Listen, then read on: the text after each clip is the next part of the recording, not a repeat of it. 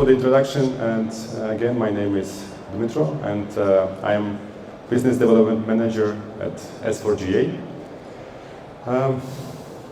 Today I will be explaining about world's safest runway lighting, and to be honest, I understand that I will not be able to cover the entire topic because it requires certain amount of discussion.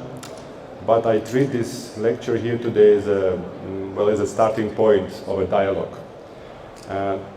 There will be 2 times during this session when you are welcome to ask the questions if you want. If those questions are quick to be answered, then I will answer those. If not, I am inviting you to join our stand, and there we can sit and have a proper talk. I will be talking about few points. Of course, I will introduce our company, what we do, who we are, and what are our customers. The second point, I will define what we mean when we say the safest, and what is the safety for us.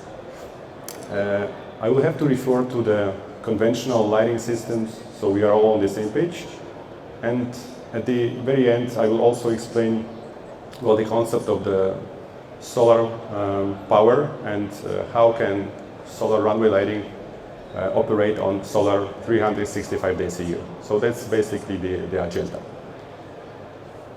Well, let's start. S4GA is the Polish designer and Polish manufacturer of the world's safest runway lighting.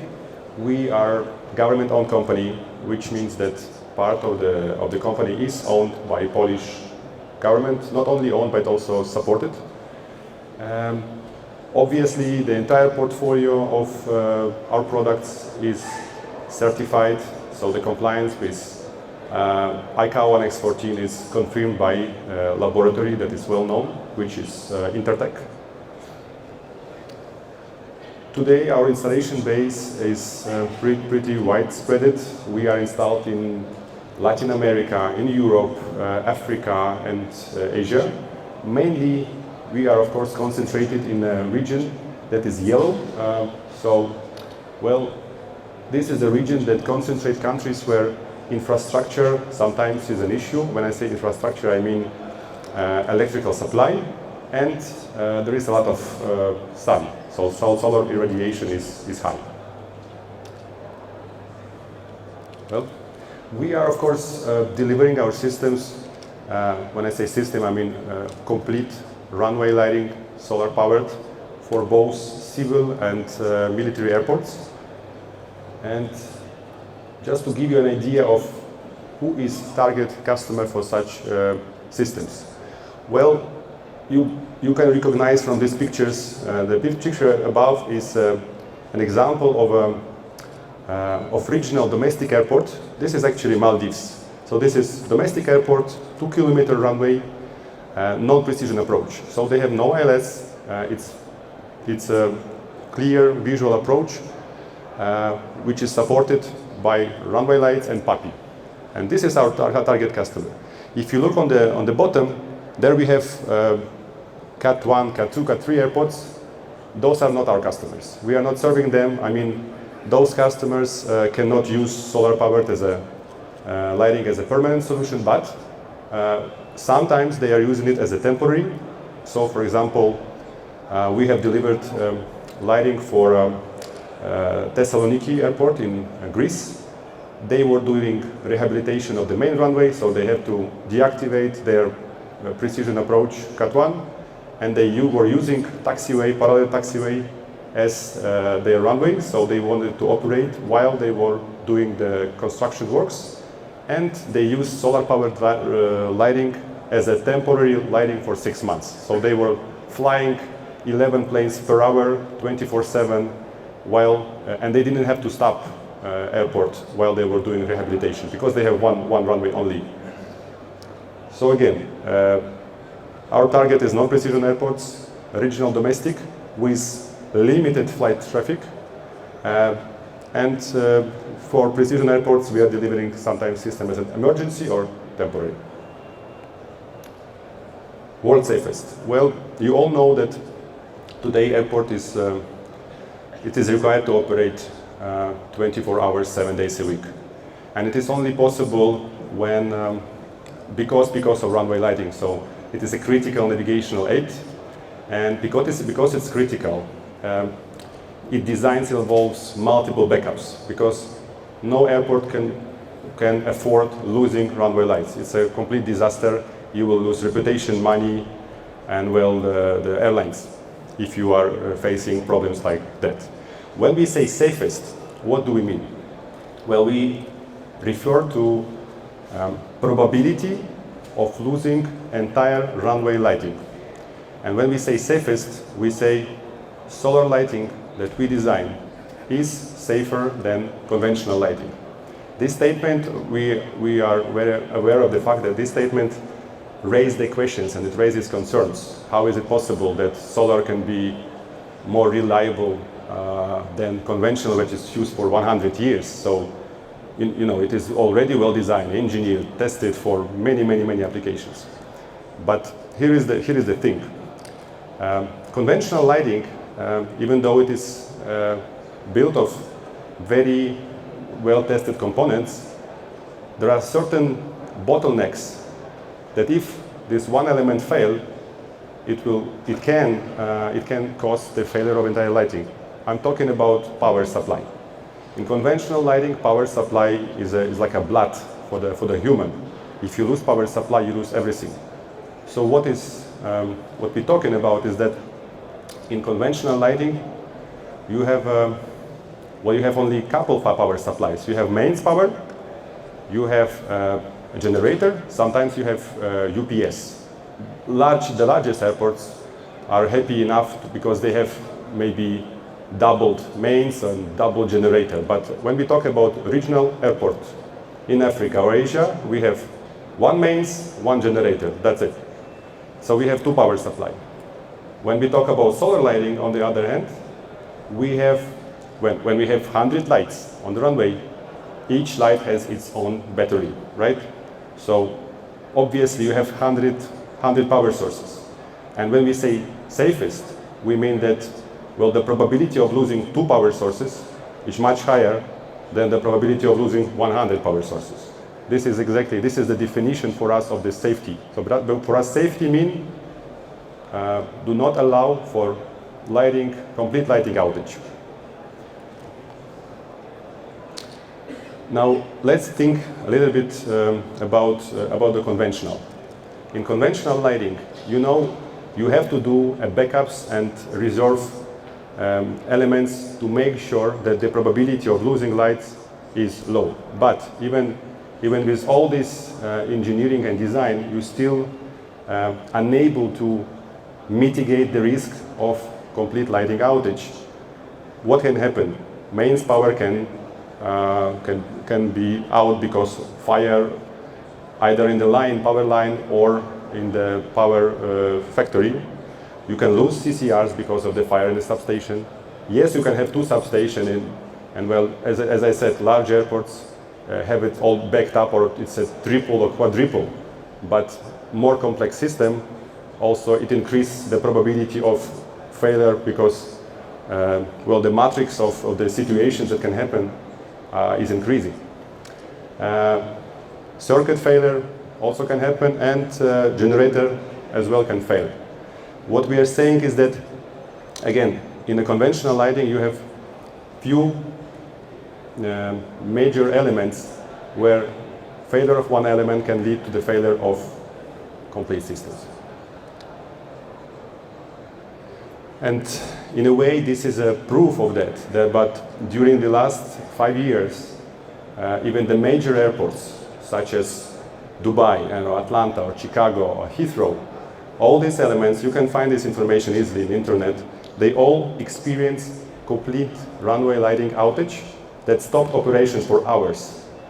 And you all know that those systems are well built, those airports are very well invested, and engineers did a great job of trying to minimize the risk. But even with all that, those airports, they experience complete runway lighting outage. That we in our systems, did it the way that it's almost impossible to lose all the lights simultaneously.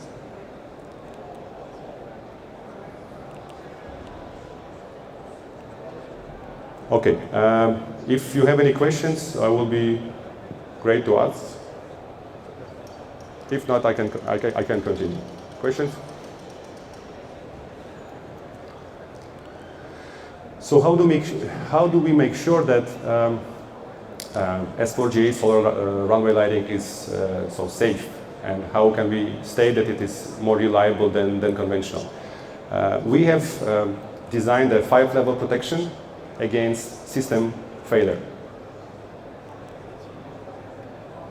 To explain it to you, we have few levels. Well, level number 1, we're talking about distributed power source. What do we mean by the word distributed?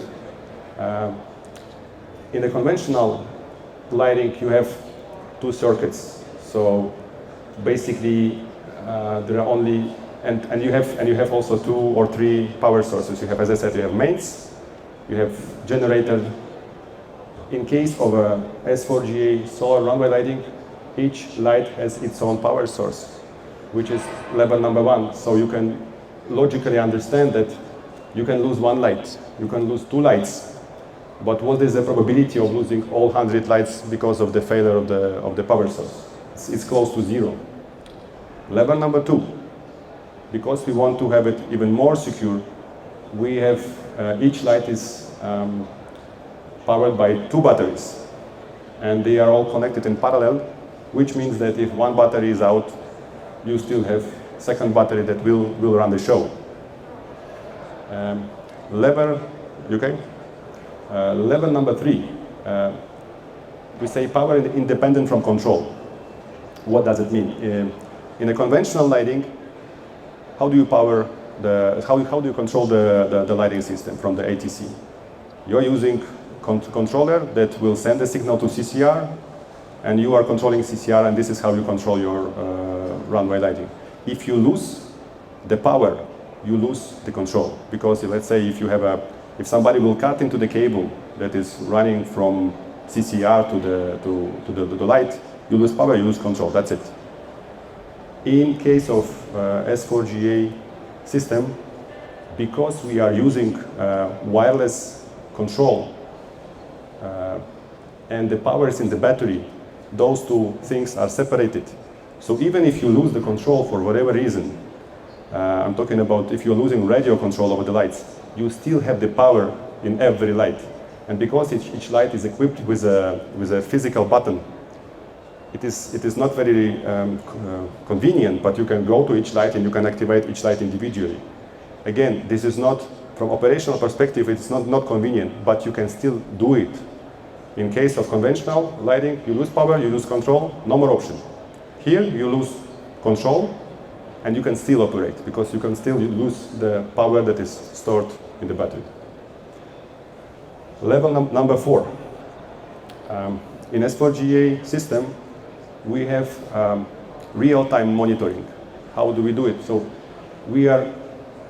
the controller that is installed in the tower is monitoring each light individually. And whenever there is a failure of the light, so whenever light is not responding, or whenever the battery level is below a certain %, the controller will report to ATC this problem. So we know exactly that problem is existing, and we know exactly where it is existing.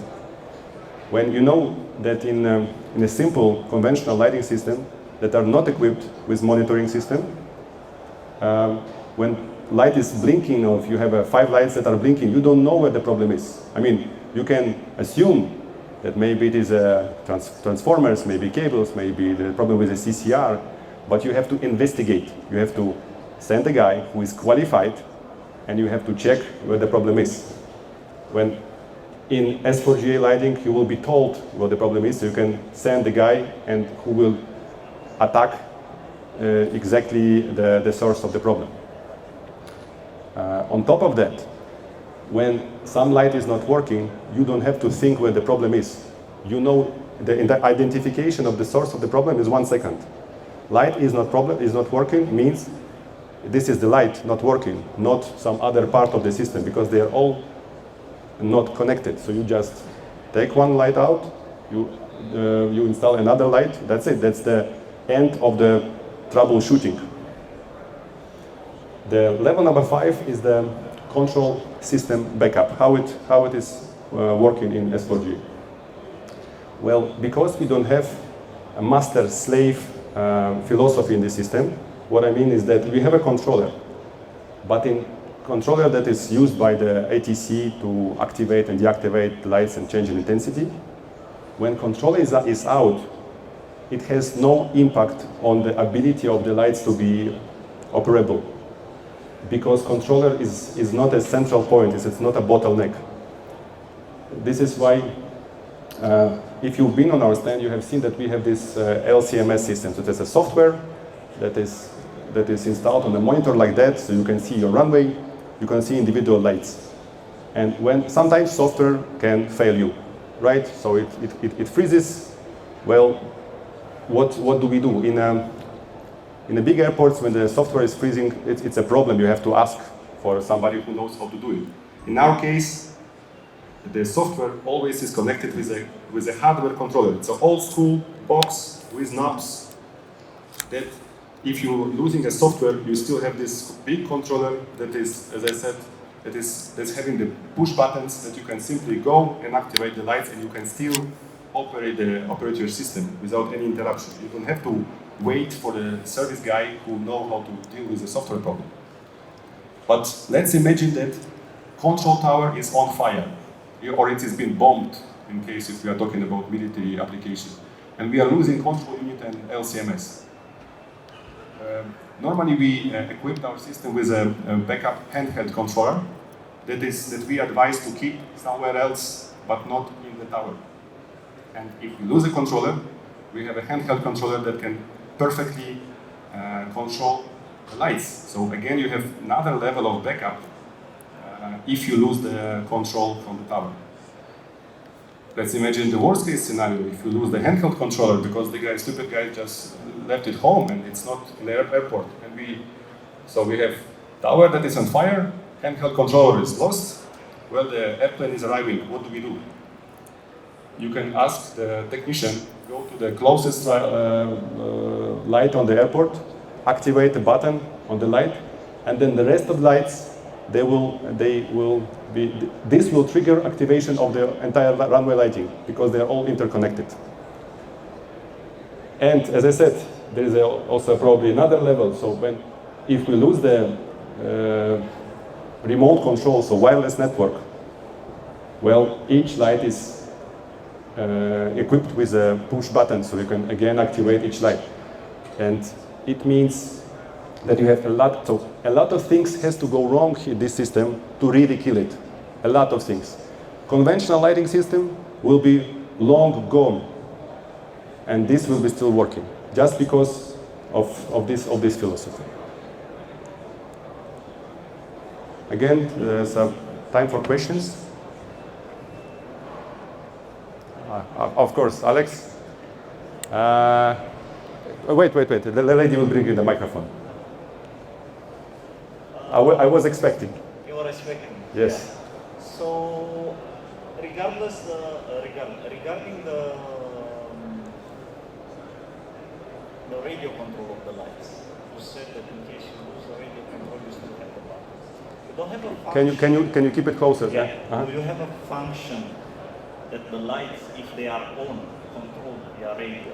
In case something goes wrong, they will keep the last command or something like that? So for example, all the lights are on, and something goes wrong with the radio control, the light will remain on, like in a default state. Yeah. Thank you for the question. Yes, the system programmed the way that, well, the controller, normally how it works, the controller, the guy in the control tower will activate the lights and will wait for the airplane. Now suddenly let's assume that the controller is down, so there is no more signal that will be activating the lights. But the lights will not be deactivated because they will go to the emergency mode. Emergency mode, this means that they will keep on for another 15 minutes, just to allow this plane to land safely. So yeah, that's if was the answer to your question. Yeah, and I believe that this time maybe it's programmable or something. It is programmable. You can do it 30 minutes or 40 minutes. But the problem is that if we program it for 40 minutes and you would like to, how to say, we are doing it like this, that if you're losing control system, that nobody can deactivate those lights. We also cannot do it because lights will go on into emergency mode. So you will have to wait for 40 minutes. But it's good for the airport. Okay, thank you. Thank you.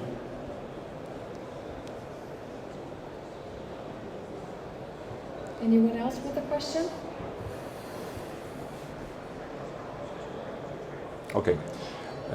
Now the last topic I want to cover is, this is most, I think, for all those who are manufacturing solar powered runway lights, this is the thing that we are asked the most about. So how is it possible that solar powered light can be on or can be operative for 365 days? Well, the questions that we are asked are like, what if there is no sun for 5 days? Or what if we have bad weather? Or what if, so basically it's all about concerns. What if we have no sun or the cloudy weather for a long time? How will it impact operation of solar lights? Well, let me explain you how let's say, how we think about it. I will try to maybe say things that are obvious for you, but I still need to explain it this way, so it will be a little bit naive and childish explanation, but I want to be as understandable as possible. When we say about solar powered lights, we are talking about balance of energy. And in order for the solar lights to be operative every day and to experience no breakout, you need to have more energy in than you are using. So your energy generation shall be always above your energy consumption. Correct? It's like if you have a car. So if you have a 100-liter tank and you are used only 50 gallons, if you put in 50 liters and you put in 50 liters, you're good. You still can run and run and run. Yeah? So what is the element that consumes the energy is the optics. So I mean LED consumes energy when it is on, right? And we exactly know, as a manufacturer, we exactly know how much energy our LED is consuming while it is on. All right? Now the question is, and based on the type of airport, we always can predict more or less how many hours per day this lighting will be used for. For example, we say we have a regional airport that is servicing 10 airplanes per day. We can say that 5 airplanes are coming after sunset when lights shall be on. 5 airplanes, I mean, okay, in this case it's 10 airplanes after sunset. We assume that each operation requires half an hour, 30 minutes, to land the plane and to start the plane. And which means that 10 airplanes daily require 5 hours of lighting. 5 hours, we know how much energy our LED requires per 1 hour. This is 3 watt. 3 watt multiplied by 5 hours give us 15 watt. So we need 15 watt per day, and we need 450 watts per month. Correct? So this is how much energy this light will use, assuming 10 operations every day. And this we know. Now the question is, and this is what we ask, is can we get enough energy into the light with this solar panel? And for this we need to know where the lights will be installed. So geography, this means a lot. And what we do, well, we are using this special simulation tool that can tell us exactly that, for example, this 20 watt solar panel in Nigeria, how much energy it will produce on the monthly basis. And this is, for example, this is a forecast. This yellow part is this is not Nigeria. This I think somewhere in Europe, because here you have a winter, and this is the summer. But regardless of where it is, the yellow part is the energy generation. These units here are watts. So we know that in this location, our light can generate, in the worst case scenario, which is December, somewhere around 1,700 watt per month. And when we compare that to the consumption, which here is assumed estimated at level of 600, you have a lot of energy that will be just lost. But whenever we have energy generated above energy consumed, we're good. The next question is, of course, now we're looking at the monthly cycle. At the end, sorry.